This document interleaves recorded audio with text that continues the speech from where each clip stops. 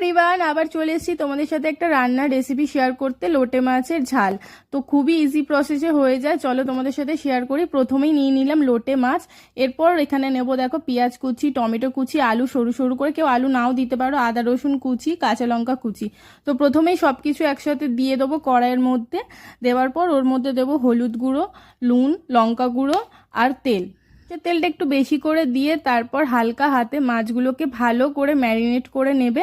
দেখো এখানে আমি সব কিছু দিয়ে দিয়েছি। দেওয়ার পর এবার আমি হালকা হাতে ভালো করে মাছগুলোকে ম্যারিনেট করে নেবো ওই কড়াইটার মধ্যে। এবার ওই কড়াইটাকেই বসিয়ে দেবো, একদম গ্যাস জ্বালিয়ে দিয়ে ঢাকা দিয়ে দেবো, মাছটা হতে দেবো। মাছ থেকে এখানে জল বেরিয়েছে, এই জলের মধ্যেই মাছ আর আলুগুলো ভালো করে সেদ্ধ হয়ে যাবে। তারপর নাড়াচাড়া করে করলেই একদম রেডি লোটে মাছের ঝাল। দেখো আমার হয়েও গেছে, আর খেতে তো ইয়াম্মি হয়েছিল। তোমরাও এইভাবে বানিয়ে খেয়েও দেখো, খুবই ভালো লাগবে। তো আজকের মতন ভিডিওটা এইটুকানি, দেখা হচ্ছে আবার নেক্সট ব্লগে। টাটা।